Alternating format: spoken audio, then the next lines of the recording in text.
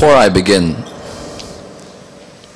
I would like to echo the words of those who have just spoken before me, so eloquently and so sincerely, that on a first level it's been an absolute honor for me to be invited to recite in this beautiful center with this fantastic community on a number of occasions. And secondly, the unbelievable passion of people in my generation to be able to organize a majlis in English so that we are able to unite so many different communities rather than one. Alhamdulillah, when I look around, I see brothers who are from a Pakistani background, brothers from an Indian background, brothers from an African background, brothers from a Persian background, from an Iraqi background, from a Lebanese background, from the revert background. And we're all able to remind ourselves of John the Abyssinian, and Habib the Kufan, and Hussein the Medinian. So when we're able to remind ourselves of these fantastic personalities, it becomes a united ummah. But on a third level, I'd like to give you a piece of good news. Last night, alhamdulillah, from the majlis on the Thaqalain, I received an email this afternoon. And the email was from a brother from Algeria. And he said that I was looking for a lecture online. I came across this lecture on the Thaqalain, and I had no intention to look for this topic. He said, so I thought to myself, let me listen to what has to be said. And he said that I could not believe what you were saying about the Quran and the Sunnah not being the Hadith. He said, so alhamdulillah, I went to do my research, and I have now concluded that there is no doubt that the madhab of Ahl al-Bayt is the madhab I want to adopt in my life. Allahumma salli. All this credit goes to the organizers of this majlis. Had the elders of this community not tirelessly in the 70s and 80s worked hard when the community was this big, then the bricks of this mosque would not be here. And the youth, were it not for their passion to make sure that the language of their country is a language of tabligh now, then we would not be able to reach Algeria. Alhamdulillah, this person is one of two stories I heard today. The Algerian brother and another brother who came to me earlier and said to me, someone high ranking in the Sunni world also is coming towards Ahl al-Bayt as well, on the basis of this majlis on the Thaqalain. So, Allahumma salli ala. So the potential is unbelievable. And this inshaAllah is the beginning of a wave of a movement where hopefully tonight and in future nights we register ourselves amongst the 313. And if not the 313, then the thousands with the 313. And that the Imam of our time looks at our donation, and when he looks at it, he says, that person donated so my grandfather's name will not be erased. How can I not take this person with me as a soldier? So inshallah, on a night like this, try as much as you can to be able to donate with your wealth. If not with your wealth, donate with your time in making sure the majalis of Imam al-Hussein continue. Sallu ala Muhammad wa ali Muhammad.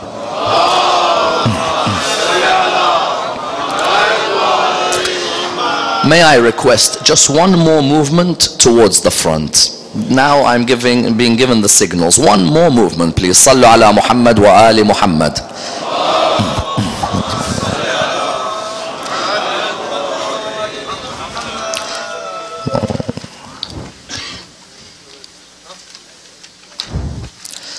رحم الله من قرأ سورة الفاتحة.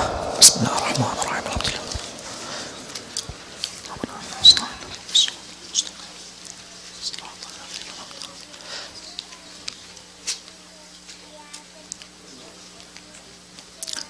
بسم الله الرحمن الرحيم. الحمد لله رب العالمين، والصلاة والسلام على سيدنا وعظيمنا وحبيب قلوبنا وشفيع نفوسنا أبي القاسم محمد. اللهم صل على محمد وعلى أهل بيته الطيبين الطاهرين وأصحابه الغر الميامين. الحمد لله الذي جعلنا من المتمسكين بولاية سيدي ومولاي علي بن أبي طالب. اللهم صل على محمد. الحمد لله الذي هدانا لهذا وما كنا لنهتدي لولا أن هدانا الله. أما بعد، يقول الله في كتابه الكريم: بسم الله الرحمن الرحيم. عتل بعد ذلك زنيم. The first of our salawat in honor of Rasulullah Muhammad sallallahu alayhi wa alihi wa sallam.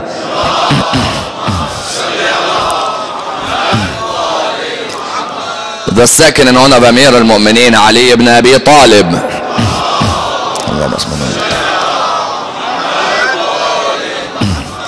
The third with your loudest voices in honor of the Imam of our time, Imam Sahib al-Asr wa Zaman.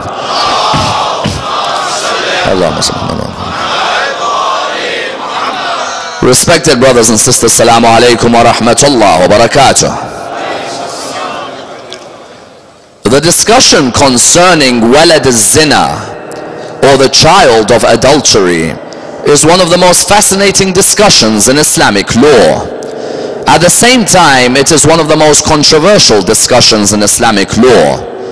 A discussion which has many sensitive traditions related to it, but a discussion that requires a thorough examination.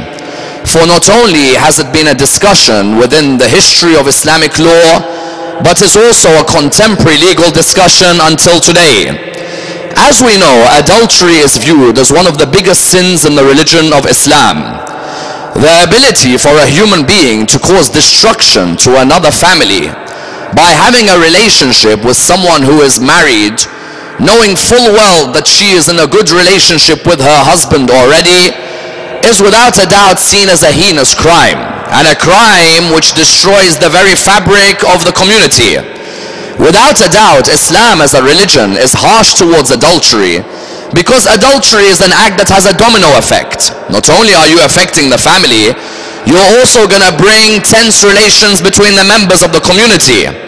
Therefore, you find that when Islamic punishment is seen as being vicious towards adultery, it's because Islam wants the human being to honor the rights of another human being, to guard their honor, to guard their dignity, to protect themselves.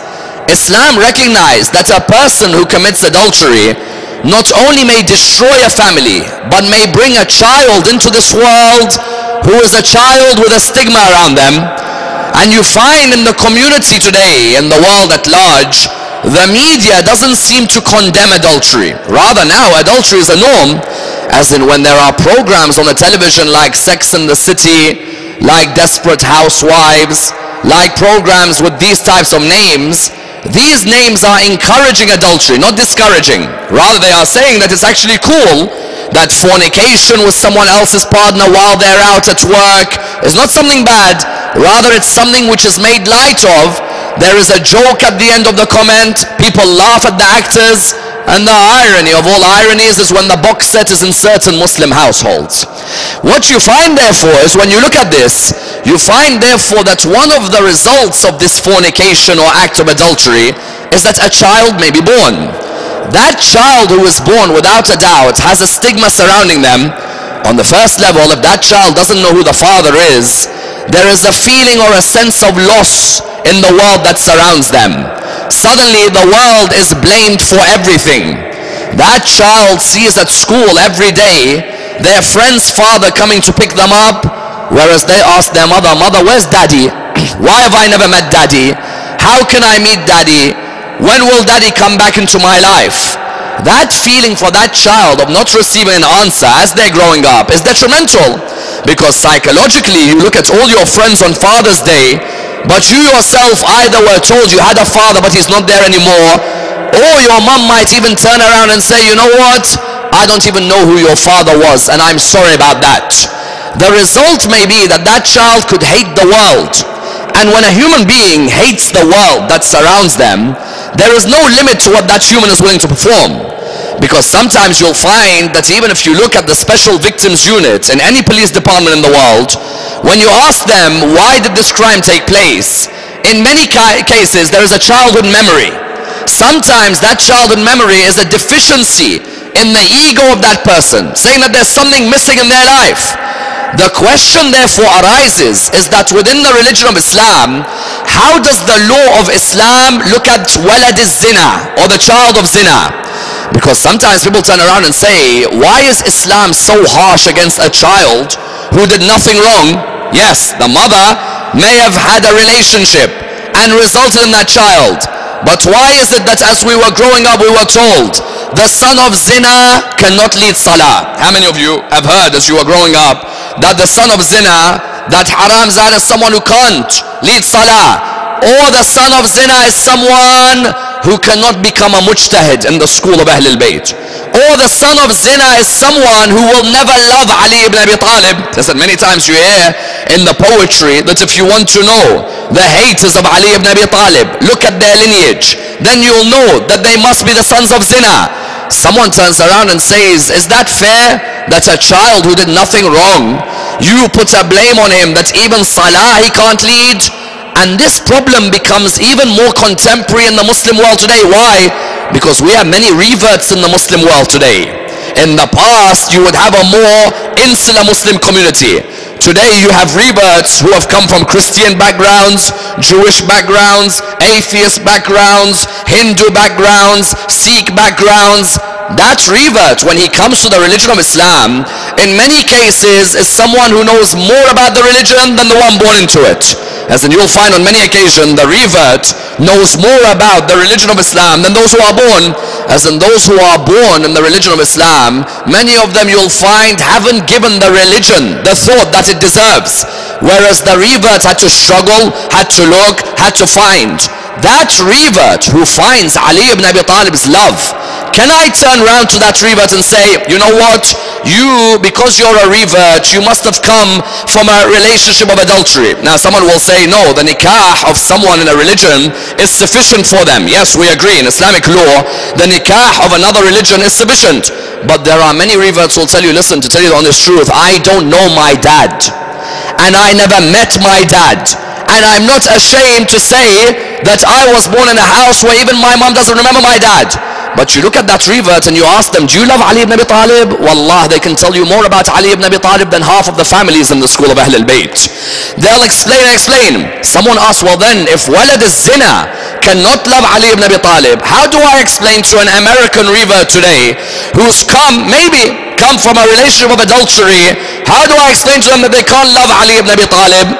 Therefore, the issue of walad az-zina was a sensitive issue, especially when you look at the hadiths of the Imams of Ahl al-Bayt. As in, I tell you tonight, I'm going to give you some narrations from the Imams of Ahl al-Bayt, which are vicious narrations. As in, when you read them, you're like, oh my Lord, the son of zina is certainly looked down upon. As if I were to give you an example, Imam al-Baqir, salawatullah wa salamu alayhi,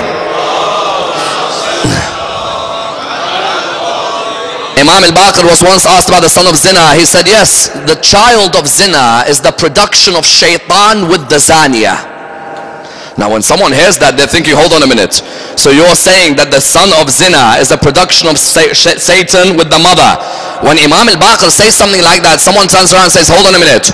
This school is meant to be a school of justice. How could a child who has done nothing wrong be blameworthy for an act which the parents committed? Therefore tonight I'd like to examine the fiqh behind and the history of the hadiths on the child of adultery. What was their context? And in particular, the verse I want to use as my basis is this verse which I have quoted. عُتُلٍ بَعْدَ ذَلِكَ زَنِيمٍ, violent and born abased illegitimately. When I want to look at this verse, I'd like to look at it in the following stages. Number one, who does Allah refer to as being a child of zina in the Quran? And why does Allah condemn them? Number two, what are the hadiths of the Imams of Ahl al-Bayt about the child of zina? And why is it that the Imams say the angels visit Karbala first, then they go to Arafah on the day of Arafah? What does it have to do with the children of zina? Number 3, is there a possibility that the context of the hadiths had a bearing on the political climate of the time and the position of Ali ibn Abi Talib? Number 4, how does the ayah in the Quran, وَلَا تَزِرُ وَازِرَةٌ وِزْرَ أُخْرَى, play a role in this? Number 5, what are the opinions of the fuqaha of Ahl al-Bayt? And are they unanimous that the son of zina can never become a judge or can never lead salah?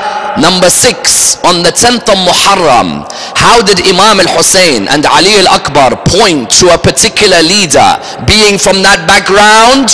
And number 7, how important is it to have purity within a school far, far away from the act of zina? Let's explain this and seek to dissect this topic in complete depth. The ayah in the Quran in Surah 68 is a phenomenal ayah. The ayah refers to one of the most famous men in Arabian society. Arabia used to have a number of aristocrats when Rasulullah was growing up. These aristocrats, in many cases, were very arrogant loan sharks. They made their money by getting pilgrims to come to the Kaaba, and when these pilgrims would not have enough money at the end, they'd give them a loan but charge interest on the loan. These aristocrats, who were they? They were Abu Sufyan was one of them. Another of them was Utbah bin Rabi'ah, the father of Hind. Another of them was Abu Lahab. Another of them was Abu Jahl.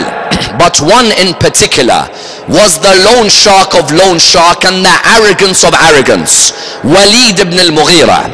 Walid ibn al-Mughira was the wealthiest person in Arabia.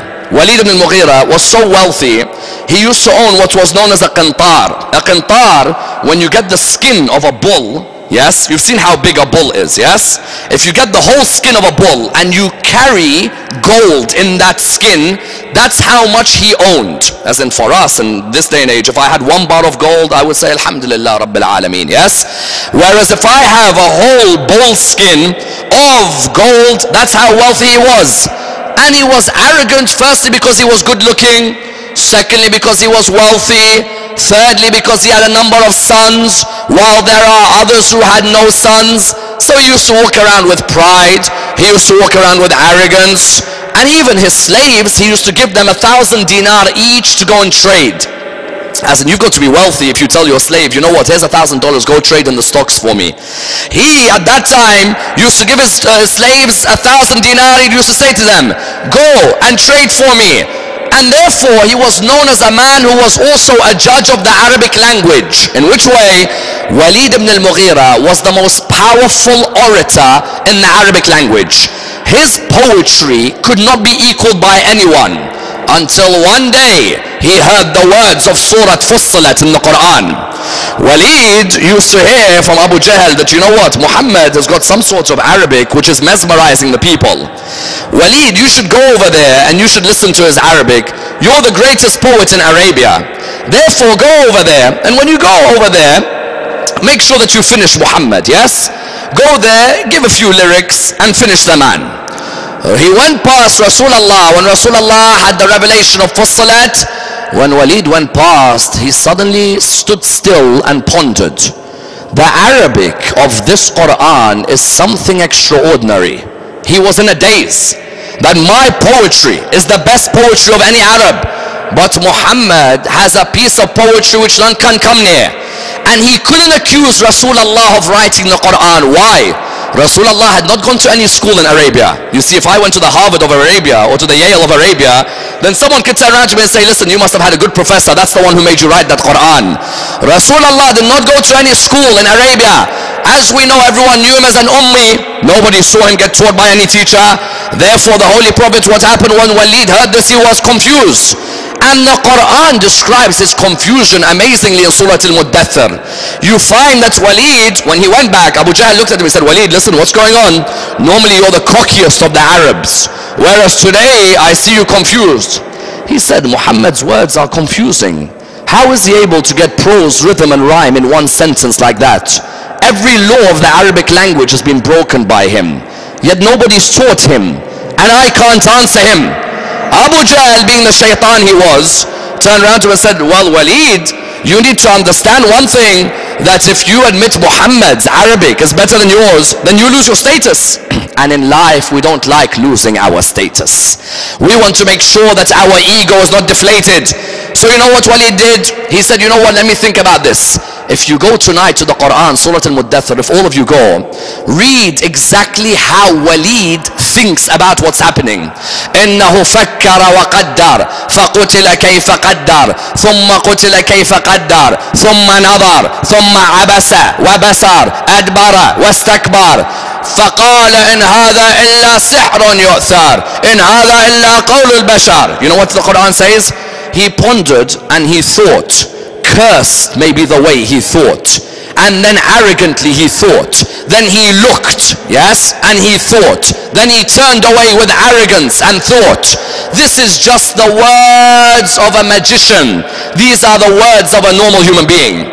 Even when he says the Quran is the words of a magician, I don't mind. That's cool for me. You know why? Because magic is extraordinary, so the Quran has to be extraordinary. Yes, if you said that they're normal words, I'll say no. He said in هذا إلا سحر. Sihr in English is magic. He said there's no way I'm accepting this. He knew he had been defeated. But in life, sometimes when you see the haqq in front of you, sometimes it's not easy to accept. As in, you can find even Muslims in the world today, the haqq of Islam is clear in front of him, but he's blind to it. He doesn't want to. His arrogance doesn't allow him. And subhanallah, this man, instead of accepting the message of Rasulullah, this man turned arrogantly against Rasulullah and fought Rasulullah. And do you know how this man died? Subhanallah, arrogance. Ali ibn Abi Talib used to say, the arrogant is like a person who's on the top of a mountain. He looks down at the people, looking at them small, but they look at him and say, you are small. Correct? As in, the arrogant looks down at people and is like, you know what, you're all small. But the one who's over there, when he's looking up at you at the mountains, also, you know what, you're small as well. Correct?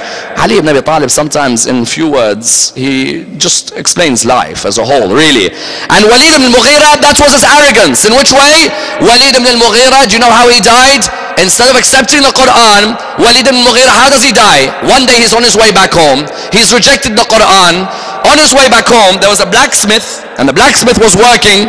The splinter from the blacksmith went straight into the leg of Walid ibn al-Mughira. These splinters can sometimes be poisonous if you let them stay in the blood, yes? So when it got stuck there, Walid wanted to remove it, but there was some people below him, around him. So he thought, if I bend down for a few moments, I might be lower than them. You know, when the Arabs rejected Salah, Rasulullah said, why don't you pray? They said, Muhammad, the idea of our backside being higher than our head doesn't work. Give me any other act, I'll do it. But that, I will never lower myself. Walid said, you know what? I'm not lowering myself. Let me walk home. He's walking home with a limp, walks home with a limp. He's in extreme pain. This is cut right through him and he's bleeding. He gets inside the house. When he gets inside, he wants to remove it. There's the slaves and the maids in the house. Again, he's thinking, well, if I bend down, it'll be the first time I've been lower than that African maid. Let me go to sleep with this. And he went to sleep that night and he died in his sleep because of this infection. Instead of this man coming towards the religion of Islam, you found that that man, because of this, he died. Allah subhanahu wa ta'ala looked at the arrogance of this man. He says, I gave him children, I gave him wealth, I gave him the Quran right in front of him, yet still he turns away arrogant. And one of the things Allah describes in him is what? عُتُلٍ بَعْدَ ذَلِكَ زَنِيمٍ. Not just is he violent with my Prophet and his message, but he is also born from an illegitimate birth. That Walid ibn al-Mughira, Allah exposed him. That's when you see a man see haqq like this, and he has hatred for my Prophet Muhammad, and my Prophet Muhammad is a mercy to mankind, then know that that man hates not just Muhammad, he hates the world around him. That man is born from an illegitimate birth. Therefore in the Quran, many argue that the only man Allah mentioned as being born from illegitimate birth purposefully was Walid ibn al-Mughira. But do you know what happened in history? The scholars of tafsir don't attack him too much, Walid ibn al-Mughira. Why? Please listen to this point carefully. The scholars of tafsir, when they come to this ayah about Walid, they write, yes, this is about Walid ibn al-Mughira, we will stop there. Why? Why would you stop there? Because if Walid's son is a famous Sahabi who you love, then you can't attack daddy. True? Who's his son? Khalid ibn al. You can't attack the dad of a Sahaba who you love. You know where I'm going. You can't attack the dad of a Sahaba you love. Khalid ibn al-Walid, for the few years he joined Islam, you can't attack his dad Walid. No.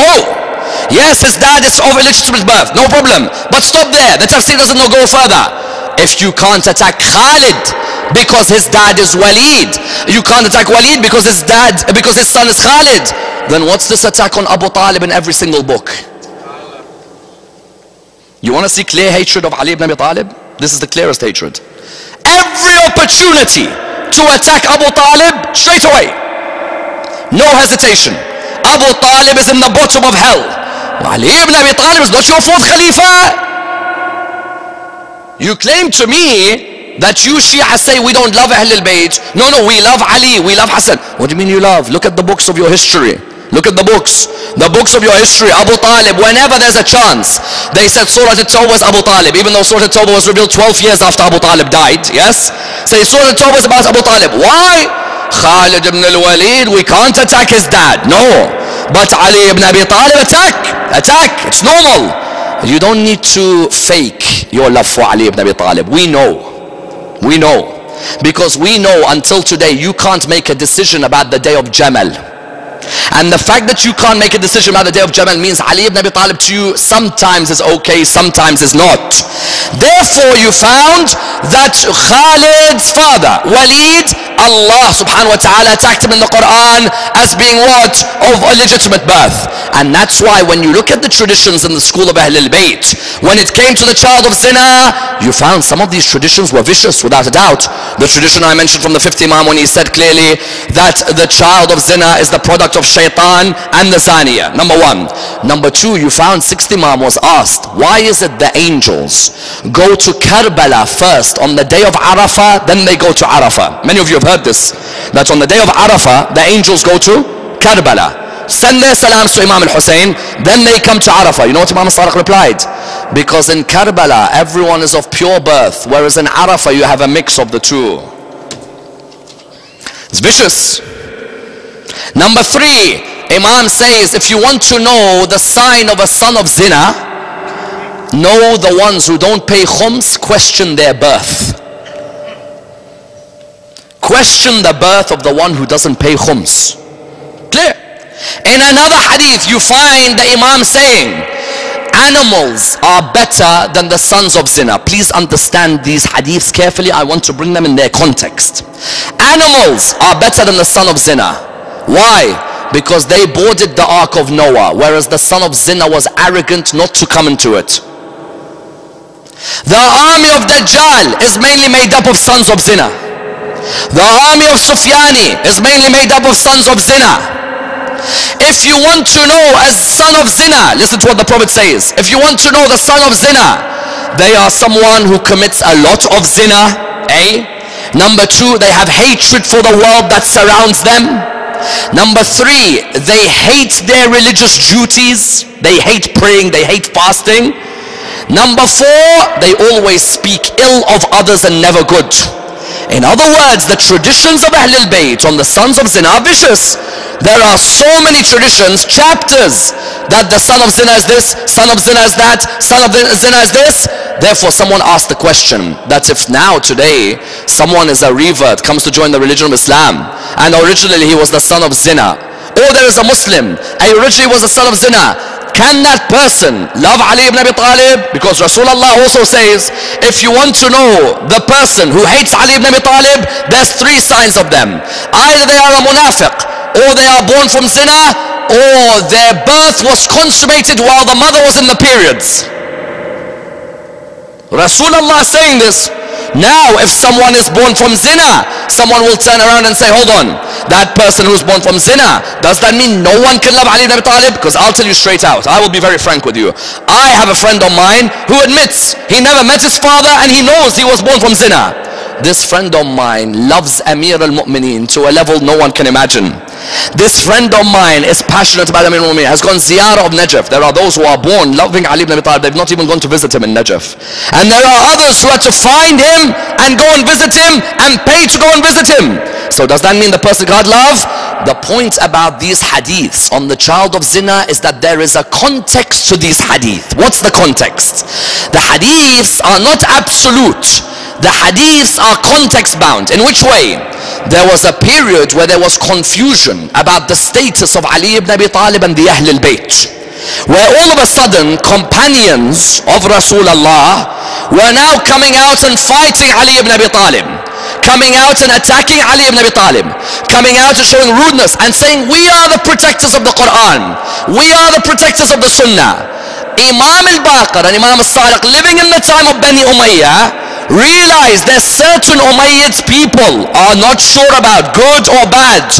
So they came down harshly to say that if you ever see a person hating Ali ibn Abi Talib, then no, question their origin and you'll know why they hate Ali ibn Abi Talib. Let me explain.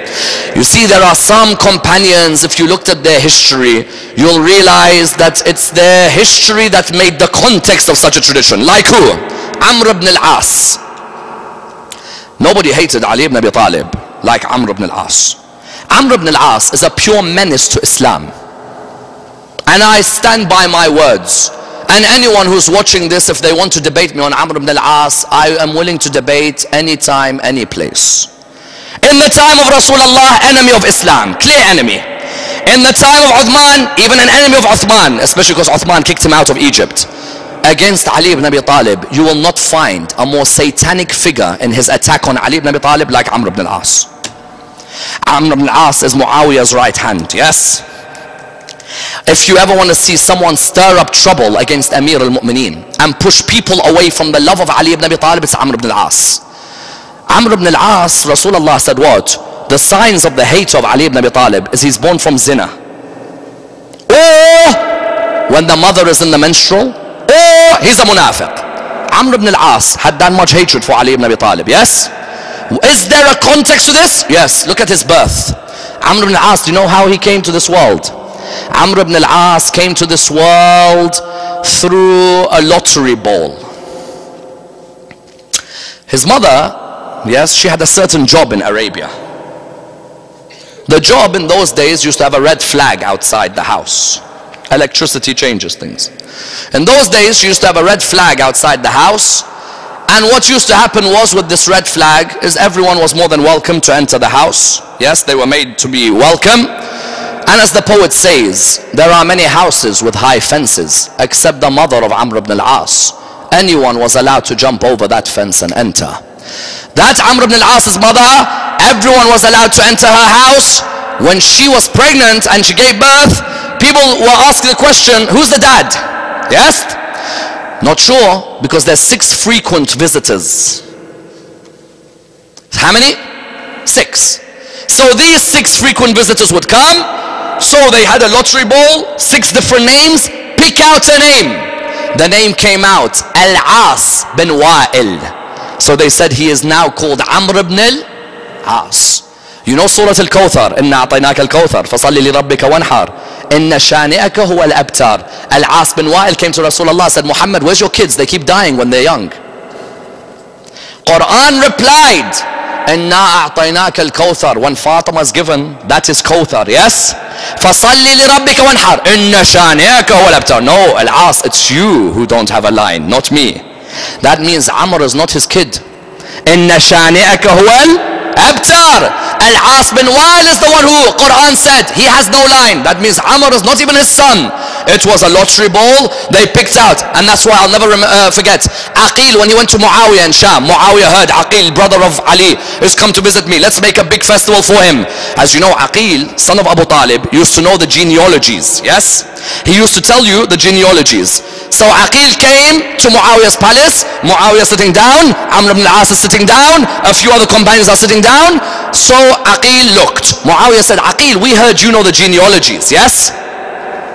So Muawiyah at that moment said to him, tell us about the genealogy of Amr ibn al-As. Aqil looked at him and he said, 6 different people claimed they were the father of Amr ibn al-As. So So Muawiyah said, how did you find out who was the father then? Said, we picked out a name from the bowl, and that's when we found out who his dad was. Yes, you find out people's dad's names by lottery. Then after that Muawiyah said, how about me? He said, go ask Arabia what your grandma's job was, then we'll know about your ancestry as well. Muawiyah is not someone easy to defeat. Yes? So Muawiyah turned around to Aqil and he said, hey Aqil, how's your uncle Abu Lahab? Is he still burning in hell?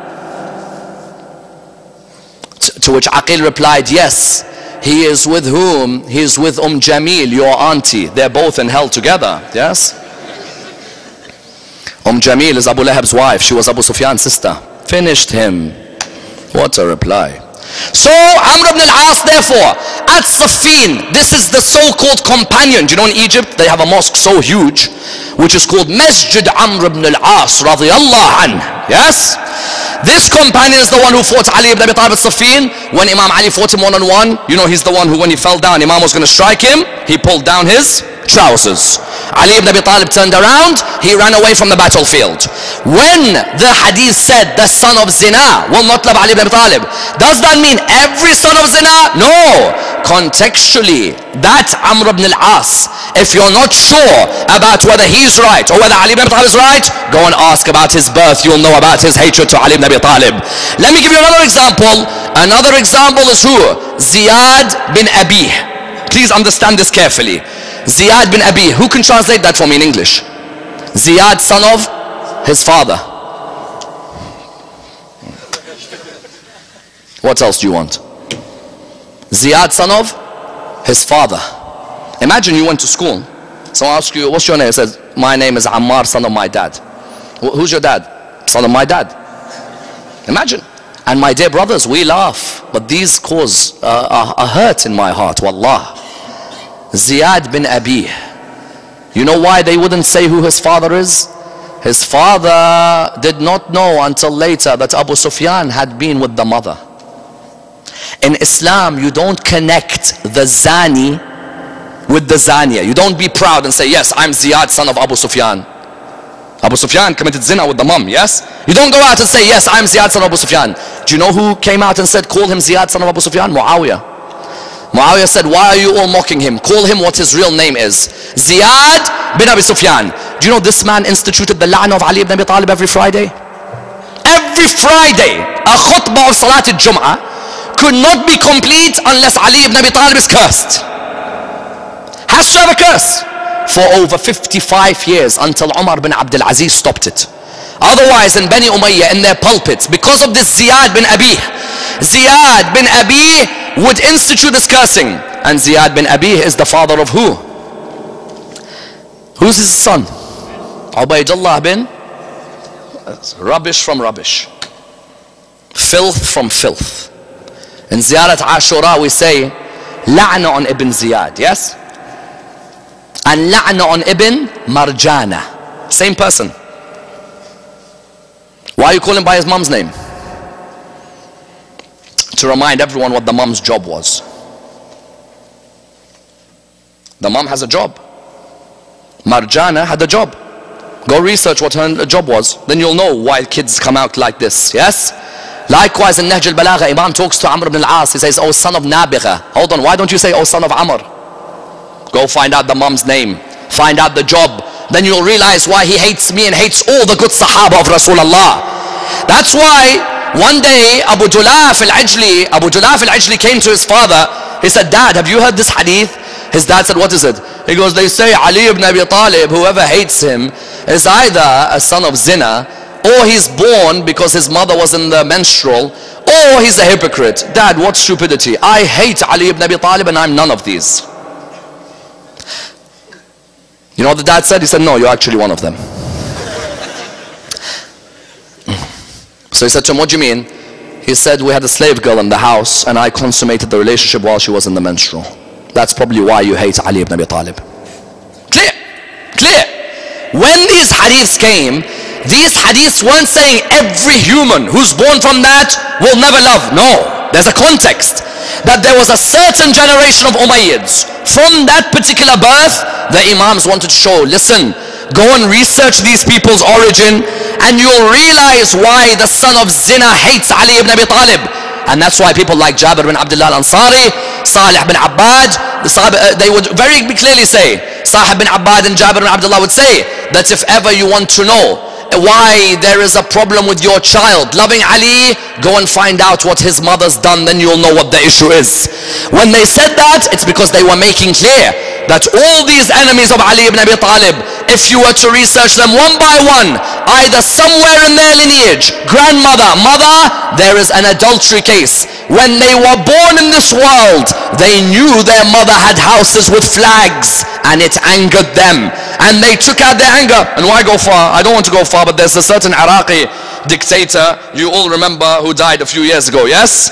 And those of you who know his story will know that his mother, what her job was in Iraq, he knew very well what his mom's job was in Iraq, and he took out his hatred of the world because of everyone attacking his mom for what her job was when he was a young boy. I don't need to go further than that, yes? If you look at others as well, other dictators, there's a complex, that there's no doubt. And that's why Ahlul Bayt alayhim as-salam, when they spoke of the son of zina, they spoke by saying that psychologically there is an issue. Someone turns around and asks an interesting question. Are you saying all sons of zina are to be blamed? No, not at all. Because there's a principle in the Quran. The principle in Surah 17 verse 15, Allah subhanahu wa ta'ala says, وَلَا تَزِرُ وَازِرَةٌ وِزْرَ أُخْرَى. You can't take the burden of one and put it on a burden of another. If the mother has done something bad, why blame the child? As in Islamic justice is not just. Can you tell that child, you know what, you are bad because of what your mother did? No, you can't. The Quran said this verse, Surah 17 verse 15, وَلَا تَزِرُ وَازِرَةٌ وِزْرَ أُخْرَى. Do not put the burden of someone else's act on that particular person. That particular person, you can't put that burden. It's unfair, it's unjust. Someone then turns around and asks, well then, the fuqaha, why do they say the son of zina can't lead salah? Or the son of zina can't become a mujtahid? Let's look at the opinions of the fuqaha, because someone says, is it only the Shia who are harsh on the sons of zina? If you read an imam like Tahawi very clearly, one of the most famous of the Sunni imams, Imam al-Tahawi says, the son of zina pester them, irritate them. He even has a line, the son of zina will commit more zina than the traveler of Ibn Sabil on the road. It's not just the ulama of Ahl Sunnah, even of the Shiites, even the Sunnah. However, the ulama of Shia, do they all say that the son of zina cannot lead salah?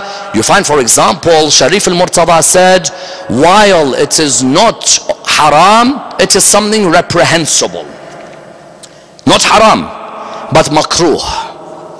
Someone says, why is it makruh? The kid hasn't done anything wrong. Why can't he lead? Yes, that person may not have done something wrong. But when a member of our community sees a white piece of paper and there's a black dot, boy, do we love to pick on that black dot. I'm sure you agree. You could see someone who's got such a white piece of paper. Maybe there's a couple of black dots. Let's attack his black dot in particular. Yes?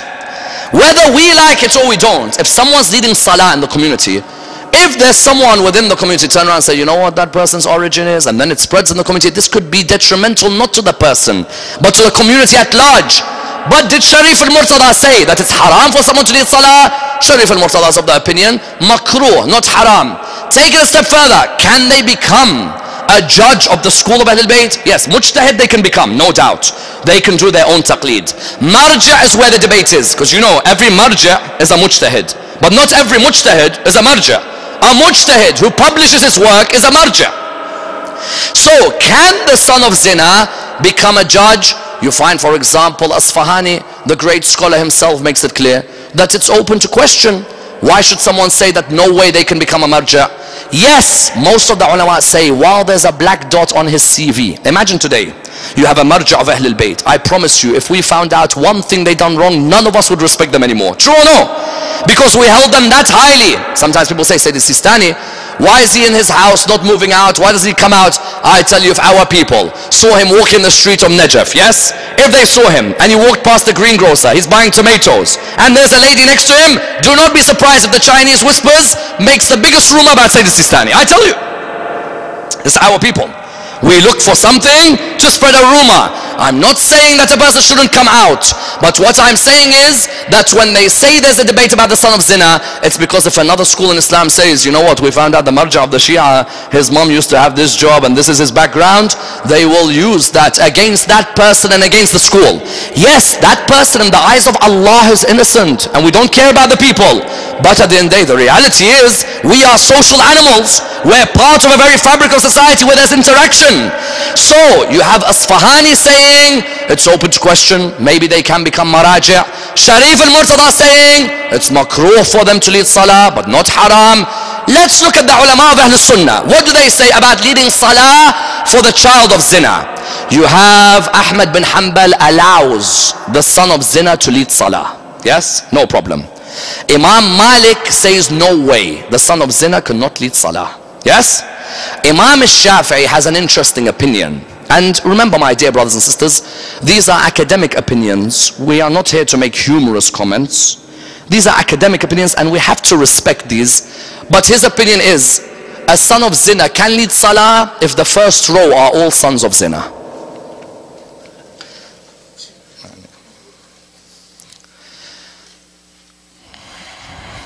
And if all the front row are sons of zina and the person leading is a son of zina, but at the end of the day, everyone has their fiqh school, and I don't want to be disrespectful to an imam of a school of fiqh, but we know very well that these are their opinions, and at the end of the day, they will be judged by Allah subhanahu wa ta'ala for them. In other words, in Islam, within the Ja'fari school, there is a debate concerning this area, and likewise, in other schools in Islam, there is a debate that for someone to turn around and say unanimously and absolutely the son of zina can never love Ahlul Bayt, no, not at all. There is a context to these traditions, and without a doubt that was an Umayyad period.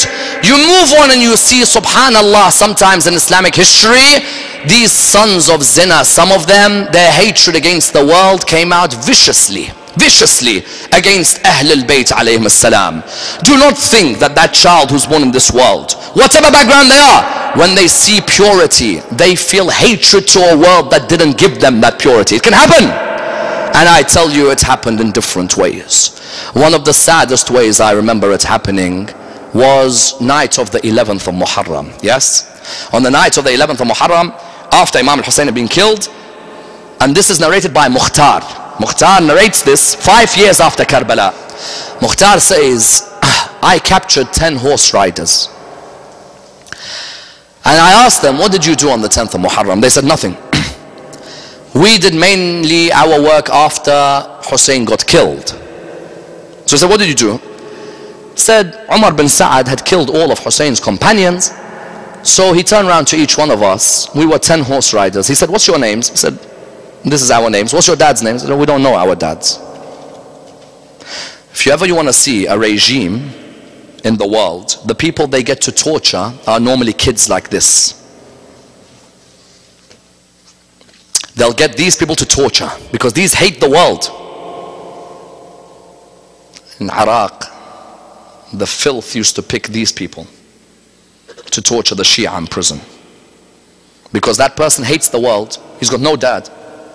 He doesn't know who his dad is, so I'm going to take out all my venom on you. He said, what's your name? They gave the name. What's your dad's name? Don't know the dad's name. I said, very well. So what did you do? He said, he told us, sharpen the hooves of your horses. So they looked at him, they said, okay. They got off the horse, they said, and we began to sharpen the hooves. And we sat back on our horse. So then Mukhtar said, what did you do next? He said, we heard Umar bin Sa'ad saying, O horse riders, ride your horses and trample on the body of Hussein. Don't switch the lights off just yet, please. Not yet, not yet. Trample on the body of Hussein. Those of you who've been to Karbala, there is something I would like to tell you, but actually I can't say it openly, but let me just give you a hint. Where Imam al-Hussein is beheaded is still there. And where he's buried, you see that darih there? That beautiful darih? This is the distance from where he's beheaded to the darih. I used to always ask, why is there a distance? If Shimr beheads him here, why is he there? They kicked his body so much, like a football, until his body reached all the way there. And that's when Zainab tells Imam Zain al-Abidin, I hear something breaking. And he says to her, my auntie, it's my father's bones. Ya Abu Abdullah. So they kicked him. Yazid, you know what he did after Karbala? He ransacked Medina, and his soldiers raped 1,000 women in Medina. Those kids who are born from there are born from this rape. Someone turns around and says, what if I have a child from zina? Can I abort? No, you can't. In our communities today, abortion has become normal. So a guy and a girl have an illegitimate relationship. They don't want the community to hear. You don't want the community to hear, you don't want Allah to hear. May Allah save those who have those relationships which abort abortions and they lie to their parents. May Allah save them. If you have done that, write to me tonight. I will tell you what the blood money is and do tawbah. Yazid bin Muawiyah ordered the soldiers rape the woman of Medina. 1,000 women gave birth 9 months later. He knew, let them be born like that, it'll be sons of zina, none of them know their dads, infiltrate the society like that. And that's why on the 10th of Muharram, there are a couple of lines where Imam al-Hussein alayhi salam and Ali al-Akbar point towards Ibn Ziyad and point towards others there and tell them, O you of son of illegitimate birth. Imam al-Hussein, when he says, Ad-Da'i ibn Ad-Da'i, yes? ركز بين اثنتين بين السلة والذلة وهيهات من الذلة. Imam al-Hussein says, the son of illegitimate birth gives me 2 options, the sword or humiliation. Never will I be humiliated. But what does it say? Son of illegitimate birth. This Ibn Ziyad and all this. Yes? The other person who said that on the 10th of Muharram, Ali al-Akbar, when he came in the beginning of his battle. In the beginning of his battle he said, أنا علي ibn al-Husayn ibn Ali, نحن وبيت الله أولى بالنبي, أطعنكم بالرمح حتى ينثني, أضربكم بالسيف أحمي عن أبي, ضرب غلام هاشمي علوي, والله لا يحكم فينا ابن الدعي. You know what Ali al-Akbar said? Ali al-Akbar said, there's no way the son of illegitimate will rule over me. Yes? I am Ali ibn al-Husayn ibn Ali. We and the house of Allah have the greater right on the Prophet. I will strike you with a spear to finish you, and I'll strike you with a sword defending my father. A strike which is Hashimi from one side, Alawi from another. The son of illegitimate birth will never rule over me. In other words, they made it clear that at Karbala, we know some of you, we know your hatred towards us is because you don't know who your dads are. You're taking out all your animosity on us, and we are Ahl Bayt al-Nubuwah, we are Ma'din al-Risala, we are Mukhtalif al-Malaika, we are Khuzan al-Ilm. They took out their hatred on the pure lights of Al-Muhammad on this earth. Be the light a 50-year-old, be the light a 57-year-old, be the light a 33-year-old, or be the light an 11 and 9-year-old like Aoun and Muhammad. Yes? 11 and 13, 11 and 9, different narrations as to the sons of Sayyidah Zainab. And I tell you, these were truly the pure ones on earth. In Dua Nutbah, what do we say? Ayna al-Hasan, Ayna al-Husayn, Ayna abna al-Husayn. صالح بعد صالح، صادق بعد صادق. أين الشموس الطالعة؟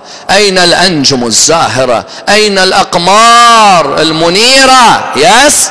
Ahl al-Bayt are the moon and the sun on this earth, and their children are the purest of pure, and none were as pure as Sayyidah Zainab's 2 boys. Yes?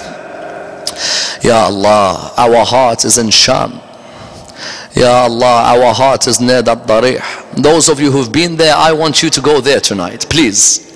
Because there is a lady alone over there at the moment. She's alone. There is a lady with no one. There's a few handful of great men protecting her while we are here. And it brings guilt to us that we can't be there to protect Sayyidah Zainab alayhi salam. Ya Allah, we want to return to Sayyidah Zainab. Ya Allah, we want to return to the bazaar in Sham and walk there to remember the way Zainab was slapped in that bazaar, yes? We want to return there to remember the way Sukaina was whipped when she walked with her auntie Zainab, yes? Ya Allah, we want to walk there to remember the hijab of Zainab and the way they snatched off the hijab of the granddaughter of Rasulullah. Ya Allah, on a night like this, every lover of Zainab gives his heart to Aun and Muhammad. Because you know, on the night of the 10th of Muharram, she had said to them, she said, my two young boys, are you going to make me proud tomorrow? The mothers today, this is your night, mothers. Because the mothers who have sons tonight and the coming nights are your nights. We're coming to Ali al-Akbar, we're coming to the 6-month-old baby, we're coming to Abbas and al-Bani, we're coming. These are the mother's nights. She said to them, Aun, Muhammad, come here next to me. They said to her, what is it, mother? She said, tomorrow, will you make me proud? Because Ali al-Akbar is going to make Layla proud, yes? And Qasim is going to make Ramla proud. And Abbas is going to make his mother al-Banin proud, yes? And my brother Hussein will make my mother proud. Brothers and sisters, never forget the masa'ib of Zainab. Hussein had to go Karbala once, Zainab had to go Karbala twice. Imam al-Hussein died in Karbala. Sayyidah Zainab had to come back to Karbala. She had to come back. Ya Allah. They looked at her and they said, Mother, of course we will make you proud. Mother, do not worry. Our granddads, who are they? Mother, from your side, our granddad is Ali ibn Abi Talib. And from our dad's side, our granddad is Ja'far al-Tayyar. Then they said a line I will never forget. And mother, how could you be worried about a son, about your sons when you have Abbas to protect you? Ya Allah, Ya Aba al-Fadl. Ya Aba al-Fadl. Ya Aba al-Fadl. So on the 10th of Muharram, when the companions had died, they went towards their uncle Imam al-Hussein. Ya Allah. They went towards Aba Abdullah. They saw him standing alone. I tell you, your heart breaks when you think how that man stood alone. You know Wahab al-Kalbi, Wahab, when he was at the beginning, when he wanted to go and fight, his wife didn't let him. You know the story. His wife didn't let him. Then again, he wanted to fight. His wife said no. Then again, his wife said go. He said, why did you change your mind? She said two things. One, I saw the children of Hussein crying. But the other, I saw Hussein standing alone by that tent. So they came to Imam al-Hussein. They said, uncle, can we go out and fight for you? Uncle, let us defend you. Imam al-Hussein looked at their eyes. He began to cry because he remembered when him and Imam al-Hassan were that young about to fight. Yes, Imam al-Hussein remembered Imam al-Hassan when both of them were together. Then Imam al-Hussein looked at them and he says, my dear nephews, I don't want you to fight. I want you to protect Zainab because my mother said, make sure you look after Zainab. Yes, my mother Fatima said, look after Zainab, Hussein. My dear nephews, please. My dear nephews, I saw my mother Fatima al-Zahra die with your mother Zainab next to me. And both of us saw our father Ali ibn Abi Talib die in front of us. Both of us saw our brother Imam al-Hassan die in front of us. Oh my dear nephews, I want to protect your mother from seeing anything else. They looked towards Imam al-Hussein alayhi salam. They began to cry. But from far away he saw Sayyidah Zainab standing by the tent alone. So he began to walk towards Sayyidah Zainab. Then they went to their mother. The mother said, are you ready to fight? They said, mother, our uncle doesn't let us. Yes, this broke her heart. She walked to Imam al-Hussein. She said, Aba Abdullah, I beg you, let them fight. Ya Allah. I don't know which one was harder, her letting them fight or her carrying the horse for Hussein in his last moment. Aba Abdullah, I beg you, let them fight.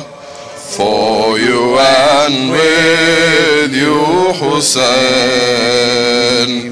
For you and with you, Mawla.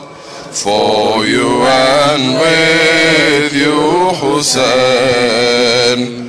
لك ولبيك يا حسين، لك ولبيك يا حسين، لك ولبيك يا حسين، لك ولبيك يا حسين.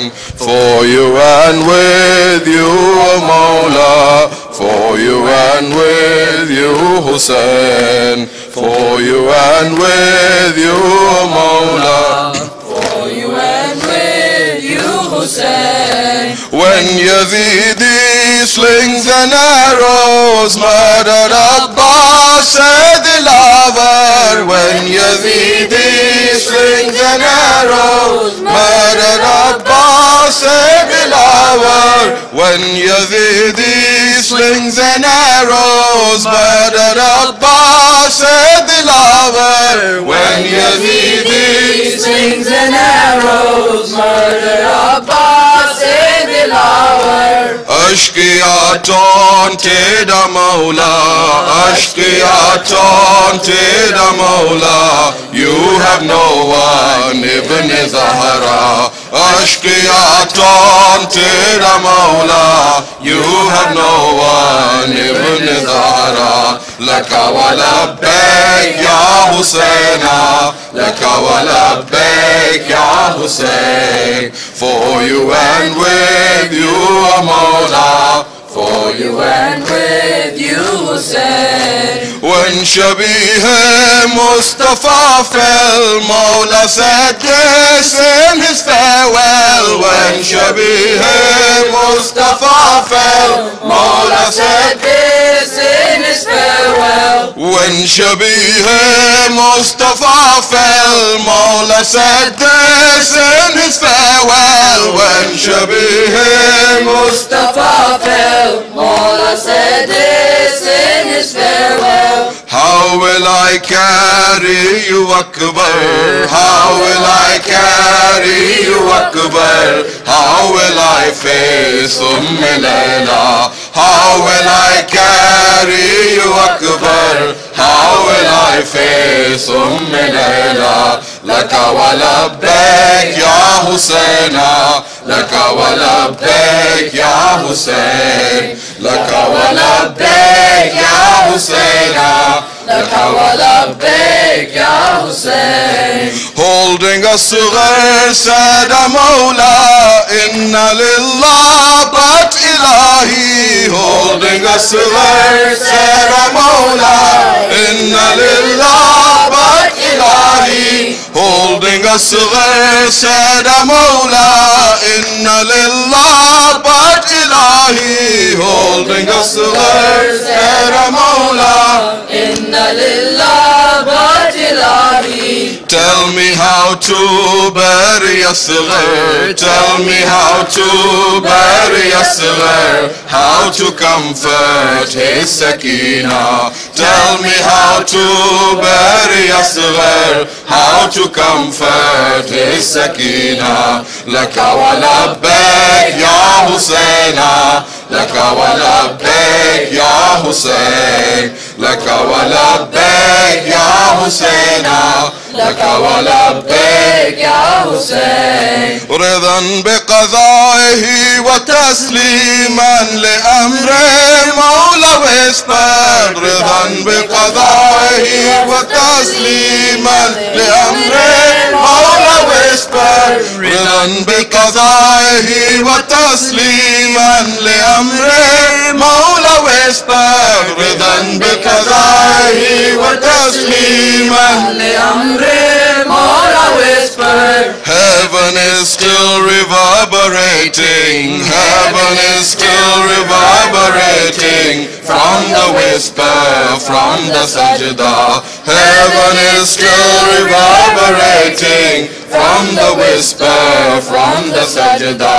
Laka wa labbaik ya Husayna, Laka wa labbaik ya Husayn. For you and with you, Mawla. For you and with you, Hussein? Why are you hiding, O Baba, from Sakina? Aina Abata? Why are you hiding, O Baba, from Sakina? Aina Abata? Why are you hiding, O Baba, from Sakina? Aina Abata? Why are you hiding, O Baba, from Sakina, Aina Abata? Come to me, come to the Maqtal. Come to me, come to the Maqtal. Ta'al ilayya ya bunayya. Come to me, come to the Maqtal. Ta'al ilayya ya bunayya. Laka wa labbaik ya Husaina. Laka wa labbaik ya Hussein. For you and with you, O Mawla. For you and with you, Hussein. Yom Ashura, we killed every Husseini. Ashqiya said, Yom Ashura, we killed every Husseini. Ashqiya said, Yom Ashura, we killed every Husseini. Ashqiya said, Yom Ashura, we killed every Husseini. Ashqiya said, Lady Zainab said Husseini. Lady Zainab said Husseini. Shia will live till Qiyamah. Lady Zainab said Husseini. Shia will live till Qiyamah. Laka wa labbaik ya Husaina. Laka wa labbaik ya Hussein. For you and with you, O Mawla. For you and with you, Hussein. When the Zalim tried to suppress forces of freedom and justice. When the Zalim tried to suppress forces of freedom and justice. When the Zalim tried to suppress forces of freedom and justice. When the Zalim tried to suppress forces of freedom and justice, we will stand up for the Madhloom. We will stand up for the Madhloom as Hussainis with the Noha. We will stand up for the Madhloom as Hussainis with the Noha. Laka wa labbaik ya Husaina. Laka wa labbaik ya Hussein. Laka wa labbaik ya Husaina. Laka wa labbaik ya Hussein. For you and with you, O Mawla. For you and with you, Hussein. For you and with you, O Mawla. For you and with you, Hussein. Ya Hussein. Ya Hussein. Ya Hussein. Hussein. Ya Hussein. Ya Hussein. Ya Hussein. Ya Hussein. Ya Hussein. Ya Hussein. Ya Hussein. Ya Hussein. Allahumma salli ala Muhammad wa ali Muhammad.